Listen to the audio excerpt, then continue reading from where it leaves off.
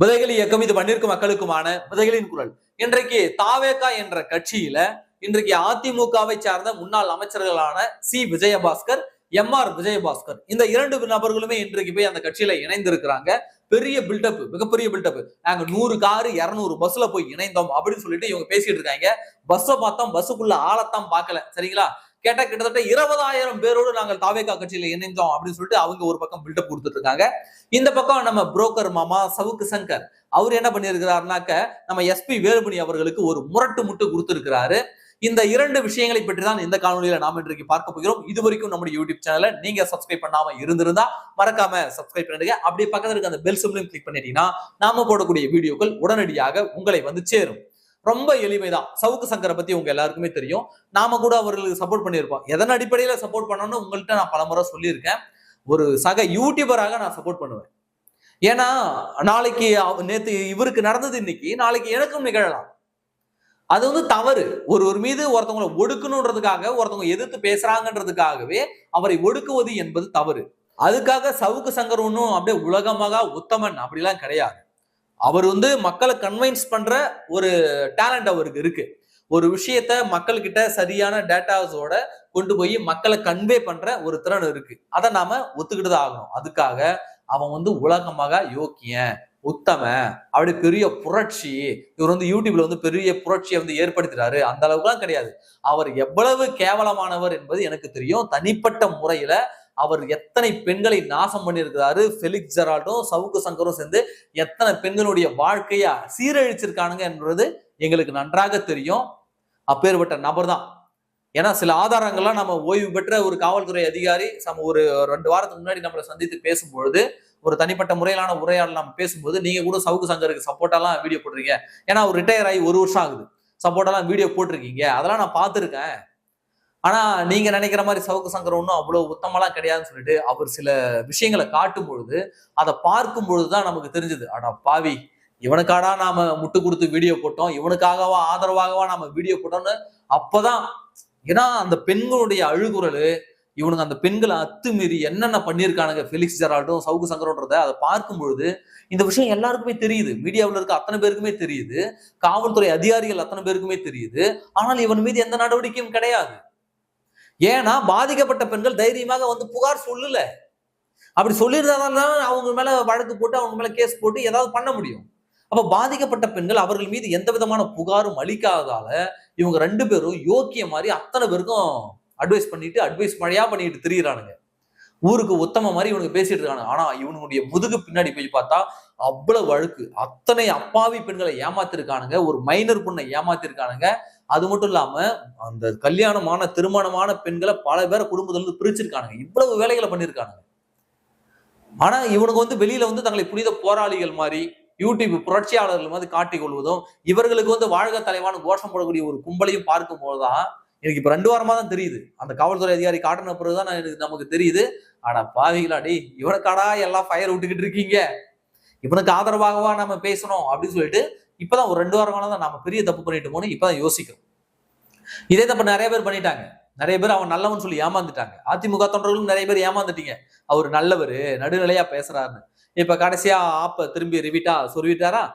இன்றைக்கு அவர் என்ன பதிவு ஒண்ணு போட்டிருக்காரு அப்படின்னாக்க, எஸ்பி வேலுமணி ஒரு இன்டர்வியூ கொடுக்குறாரு. அந்த இன்டர்வியூல அவர் என்ன சொல்றாருனாக்க, நான் வந்த எனக்கு மட்டும் பதவி கொடுக்குறீங்க, என் கூட வந்த 30 பேருக்கு பதவி கொடுக்க மாட்டேன்னாக்க எனக்கு இவங்க தான் முக்கியம், உங்க பதவி முக்கியம் இல்ல, அப்ப என் கூட என்ன நம்பி வந்தவங்கள நான் கைவிட்டு போகணுமா அப்படின்னு ஒரு பத்திரிகை சந்திப்புல கோபமா பேசியிருப்பார். அந்த வீடியோவை சவுக்கு சங்கர் எடுத்து இவர் ட்வீட் போட்டிருக்காரு. இவருடைய எக்ஸ் வலைதளத்துல இவர் ட்வீட் என்னன்னு போட்டிருக்காருனாக்க, தலைவர்னா இதுதான் தலைவருக்கான அழகு, இவர்தான் தலைமை தாங்க சரியான நபரு, தலைவர்னா இப்படிதான் இருக்கணும் அப்படின்னு எடப்பாடி பழனிசாமியை பார்த்து சொல்றாரு. அப்படியா சவுக்கு? சரி, அப்ப நான் சிம்பிளா கேட்கிறேன், அப்ப எவன்த எதுக்கு போய் அந்த 25 பேர் போய் எதுக்காக ஓட்டு போட்டானுங்க விஜய்க்கு? எதுக்காக யாரை கேட்டு போய் அந்த 25 பேர் ஓட்டு போட்டான்? சொல்லு, ஒரு காரணம் சொல்லு, இவர்கள் எதற்காக அங்க போய் ஓட்டு போட்டாங்கன்னு. அப்போ கட்சியை மதிக்காம, கட்சி தொண்டர்களை மதிக்காம இவனுக்கு போய் அங்க போய் எவனுக்கோ ஓட்டு போட்டு நொட்டிட்டு வருவானுங்க. இவங்களை பிடிச்சி நாங்க உருவிக்கிட்டு இருக்கணுமா? இல்ல எடப்பாடி பழனிசாமி ஒவ்வொருத்தனையும் உருவி உட்கார வைக்கணும்னு நினைக்கிறீங்களா? பொதுச் செயலாளர்கிட்ட கலந்து ஆலோசிக்கல, பொதுச் செயலாளர் பேச்சை கேட்கல, தொண்டனிடம் கலந்து ஆலோசிக்கல, தொண்டனினுடைய அனுமதி இல்ல, கட்சியினுடைய அனுமதி இல்ல. எவனை கேட்டு அவனுக்கு போய் ஓட்டு போட்டுட்டு வந்தீங்க 25 பேரு? சொல்லுங்க, யாரை கேட்டு ஓட்டு போட்டுட்டு வந்தீங்க? அப்ப இதுக்கு பதில் சொல்ல முடியுமா? இவரு தான் தலைவரா? சரி, ஓடி போன நாய் அப்படியே ஓடி போக வேண்டியதானே, எதுக்கு வந்து திரும்ப மன்னிப்பு கடிதம் எழுதி கொடுத்துச்சு? இதான் தலைமைக்கான அழகா? சொல்லுங்க, இதான் தலைமைக்கான அழகா? சரி, வந்த உடனே பதவி கொடுத்தோன்னே இல்ல இல்ல நான் மாவட்ட செயலாளர் தான் நொட்டுவேன் அப்படின்னா இது எந்த விதத்துல நியாயம்? சொல்லுங்க, இது எந்த விதத்துல நியாயம்? ஓடி போனவனுக்கு இந்த பதவி கொடுத்ததே பெரிய விஷயம். இப்ப நீ போன உடனே அந்த இடம் காலியா வைக்க முடியாது, வேற ஒரு ஊருக்கு மாவட்ட செயலாளர் பதவி கொடுத்தாச்சு. இப்ப நீ வந்த உடனே அவர்கிட்ட இருந்து புடுங்கினாக்க அவர் என்ன நினைப்பாரு? என் பதவி இல்லாம என்ன ஒரு 6 மாசம் இருக்க முடியாது அவங்களால? என் வாயை மூடிட்டு கம்முன்னு இருக்க முடியாது ஒரு 6 மாசம்? அப்போ நீ போகணும்னு முடிவு பண்ணிட்டா மயிர கிளம்பி போய்கிட்டே இரு. அதை விட்டுட்டு இங்க உட்காந்துக்கிட்டு என் கூட வந்தவங்களுக்கு இல்லையா, ஓ உன் கூட வந்தவங்களுக்கு கொடுக்கலன்றதுக்காக தான் உனக்கு இந்த பதவி வேளான்னு சொல்ற. நீ அவ்வளவு யோக்கியம், அவ்வளவு உத்தம, அவ்வளவு யோக்கியம், அவ்வளவு உத்தமனா இருந்தா உன் தொகுதியில நீ எத்தனை பேரை உன் கண்ட்ரோல்ல விட்டாங்களா? 21 தொகுதி, அதுல எத்தனை தொகுதி ஜெயிச்சு நீ கொடுத்த? இன்னைக்கு எடப்பாடி பழனிசாமியை குறை சொல்ற ஒவ்வொருத்தங்களையும் கேட்கிறோம். இன்னைக்கு சி விஜயபாஸ்கர், எம்ஆர் அவங்களாம் போயிட்டானுங்க. சிவி சண்முகமா இருக்கட்டும், எஸ்பி வேலுமணியாக இருக்கட்டும், உங்கள்கிட்ட கேட்கிறோம், உங்களுக்கு கொடுக்கப்பட்ட தொகுதியில எத்தனை தொகுதி நீ ஜெயிச்சு கொடுத்த பொதுச் செயலாளர்? உனக்கு 21 தொகுதி கொடுத்தாங்க, 20 தொகுதி கொடுத்தாங்கன்னா அதுல குறைஞ்சது ஒரு 15ஆவது ஜெயிச்சிருந்தனா நீ பொதுச் செயலாளரை கேள்வி கேட்பதில் ஒரு நியாயம் இருக்கிறது. நீ அவரை சட்டையை பிடிச்சி கேள்வி கேட்க கூட உனக்கு தகுதி இருக்கு. நீ நிக்கிற இடத்துல மட்டும் ஜெயிச்சுட்டு மத்த எல்லாம் தோக்க விட்டுட்டு நீ என்ன அப்புறம் பொதுச் செயலாளர் வந்து குறை சொல்லிக்கிட்டு இருக்க? இதுக்கு வந்து சவுக்கு சங்கர் பண்ற புரோக்கர்கள்லாம் முட்டு. இவனுக்கு வந்து இது பாருங்க, இதுதான் தலைமை. எப்படி கட்சியினுடைய சொல்லுக்கு கட்டுப்படாம, தொண்டர்களுடைய சொல்லுக்கு கட்டுப்படாம எவனோ ஒருத்தனுக்கு போய் வாக்களிச்சுட்டு வந்ததா நம்பிக்கை வாக்கெடுப்புல. அப்புறம் திரும்பி வந்து எங்களை மன்னிச்சிருன்னு மன்னிப்பு கடிதம் எழுதி கொடுத்தா தலைமையா? அப்போ சவுக்கு சங்கர் தன்னுடைய புரோக்கர் வேலையை இதோட நிறுத்திக்கணும். மீண்டும் அதிமுக பக்கம் தான் வந்து ஒட்டுவார் சவுக்கு சங்கர். ஏன்னா அதிமுக தான் ஏமாளி. திமுக கிட்ட போக சொல்லுங்க பாப்போம், பிஞ்ச செருப்பால அடிப்பானுங்க. அதனாலதான் இப்ப சிபிஎஸ்சி எஸ்பி வேலுமணிக்கு முட்டு கொடுத்துக்கிட்டு அவங்களை எப்படியா கட்சி தலைமைக்கு கொண்டு வந்துட்டோம் அப்படின்னாக்க அவங்கள வச்சு லாபி பண்ணிட்டு கட்சியினுடைய பணத்தை, தொண்டர்களுடைய பணத்தை சுரண்டி அப்படியே வாழ்ந்தெல்லாம் சொல்லிட்டு தான் இப்ப அப்படியே சிபிஎஸ்க்கு எஸ்பி வேலுமணிக்கும் முட்டு கொடுத்துட்டு அப்படியே அப்பப்ப பதிவு போட்டுக்கிட்டு இருக்காரு. புரியுதுங்களா? அதனால நீங்க உங்க கட்சியில இவன் மாதிரி ஆட்களை 10, இந்த சவுக்கு சங்கர மாதிரி ஒரு ஆளை உருவாக்கின அந்த பணத்துக்கு 10 அதிமுக இளைஞர்களை கூட்டு வந்து இன்னைக்கு உருவாக்கி இருக்கலாம். இன்றைக்கு விசுவாசமாக கட்சியில இருந்திருப்பாங்க. அப்படி ஒருத்தவனுக்கு போயிட்டு அவனுக்கு உதவி பண்ணி அவனை தூக்கி விடணும் போயிட்டு இன்னைக்கு அதிமுக தான் அசிங்கப்பட்டு நிக்குது. இதெல்லாம் எதுக்கு தேவையா? சரி, அடுத்து இந்த எம்ஆர் விஜயபாஸ்கர், சி விஜயபாஸ்கர் நீ போய் கட்சியில் சேர்ந்தாங்கல்ல, 200 பஸ் 100 கார்ல வந்தோம்னாங்கல்ல, அவ்வளவுலாம் கிடையாது. 20,000 பேரோட போய் இணைஞ்சோன்னு சொல்றானுங்கல்ல, அவ்வளவுலாம் கிடையாது. இவனுங்களா சொல்லிக்கிறானுங்க. அதிலும் சி விஜயபாஸ்கர் சொன்னாரு பாருங்க, பெரிய பெரிய ஜாம்பவான் நாங்க இங்க இருக்கோம், அங்க இருக்கிறதெல்லாம் வெறும் லெட்டர் பேட் தான் அப்படின்னு. விஜயபாஸ்கர் திமுகவுல எத்தனை அதிமுக அமைச்சர்கள் இருந்தாங்க தெரியுமா? திமுகவுல கிட்டத்தட்ட 10 அமைச்சர்கள் இருந்த அமைச்சர்கள் 10 அமைச்சர்கள் அதிமுக சார்ந்தவங்க. திமுகவுக்கு 10 அமைச்சர்களை துரத்தி விட்டது அதிமுக. அதிமுக யாரையெல்லாம் வேணாம், எவன்லாம் குப்பை, எவன்லாம் கழிசடன்னு தூக்கி போடுதோ அதை பொறுக்கிட்டு போய் அமைச்சராக்கணவங்க தான் திமுக. அதே மாதிரி அதிமுக யாரெல்லாம் வேண்டாம் அப்படின்னு கடிச்சு துப்பி போட்டதோ அந்த துப்பி போட்ட எலும்பெல்லாம் பொறுக்கிட்டு போயிட்டா இன்றைக்கு தாவேகா. அப்போ அதிமுக தன்னிடமிருந்து, தன்னுடைய இளைஞர் சக்திகளிடமிருந்து பல அமைச்சர்களை, 100 அமைச்சர்களை, 100 விஜயபாஸ்கர்களை, 100 செங்கோட்டையன்களை உருவாக்கும் அந்த அளவுக்கு திறன் படைத்தது. விஜயபாஸ்கர் போனாருன்னா அந்த இடத்துல வேற ஒரு குமாரோ இல்ல லெனினோ வேற யாராவது கொண்டு வந்து நிறுத்த போறோம், அவ்வளவுதான். அப்புறம் விஜயபாஸ்கரை விட இன்னும் 100 மடங்கு வலிமையான அப்புறம் அவரை நாங்க உருவாக்கிட்டு போயிடுவோம். தலைவர்களை உருவாக்க எங்களுக்கு தெரியுங்க, புரியுங்களா? எங்கள் தொண்டர்களை தலைவர்களாக உருவாக்கக்கூடிய வித்தை அதிமுகவுக்கு தெரியும், தாவேகாவுக்கோ டிஎம்கேவுக்கோ இல்ல. தலைவர்களாக இருக்கட்டும், 2ஆம் கட்ட தலைவர்களாக இருக்கட்டும், தொண்டர்களாக இருக்கட்டும், அடுத்தவங்க கிட்ட பிச்சை எடுத்து அதிமுக கிட்ட பிச்சை எடுத்து தான் வாழ்ந்தாக்க வேண்டிய சூழல தான் நீங்க இருக்கீங்க. இன்றைக்கும் திமுகவுல அதிகாரம் மிக்க இடத்துல இருக்கவங்க அத்தனை பேருமே அதிமுகவுல இருந்தவங்க, அதிமுக வேணான்னு தூக்கி போட்டவங்க. இன்னைக்கு தாவேகால இருக்க செங்கோட்டையன் அதிமுக வேணாம், அவனை அடிச்சு வெளில துரத்தி விடப்பட்ட நபர், அவ்வளவுதான். புரியுதுங்களா? அதிமுகவுல தலைவர்களுக்கு பஞ்சம் கிடையாது. நீ இன்னும் எத்தனை பேருனா கூட சேர்த்துக்க, தயவு செஞ்சு சொல்றோம், போய் சேரவும் தயவு செஞ்சு இப்பயே போய் சேர்ந்துறியா. வாரம் வாரம் ஏதோ நியூஸ் பேப்பர்ல பேர் வருது, வாரம் வாரம் ஒருத்தன் போய்கிட்டு இருக்கான். போகணும்னு முடிவு போட்ட கிளம்பி போய்கிட்டே இரு. என்ன மிஞ்சி மிஞ்சி போனா என்ன சொல்லுவ? எடப்பாடி பழனிசாமி தலைமை சரியில்லை, புடிவாதமாக இருக்கிறார். சரி, என்ன பண்ணணும்னு சொல்லு. நான் ஒவ்வொருத்தவங்க வீட்லயும் வந்து கெஞ்சணுமா? ஒவ்வொருத்தவனுக்கு பிடிச்சி உருவி விடணுமா? சொல்லுங்க பாப்போம்.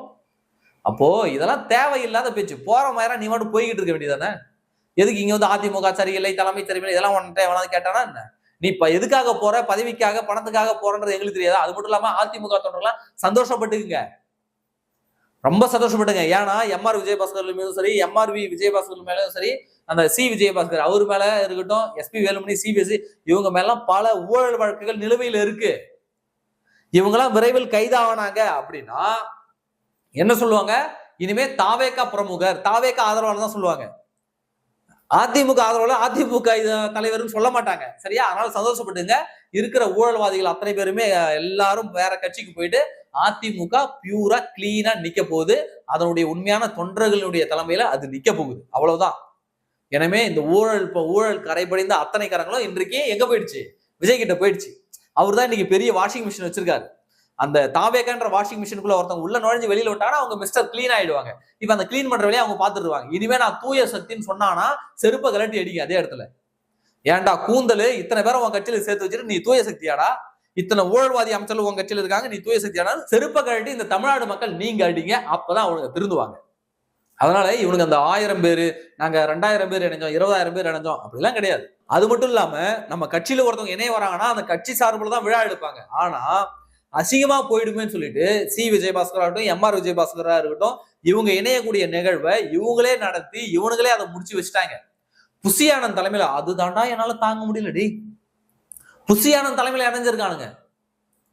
நீங்களாம் எவ்வளவு பெரிய ஆளு, உங்க பின்னாடி எத்தனை லட்சம் பேர் இருந்தாங்க, நீங்களாம் என்னவா இருந்தீங்க, எவ்வளவு கௌரவத்தோடு இருந்தீங்க, மரியாதையோடு இருந்தீங்க.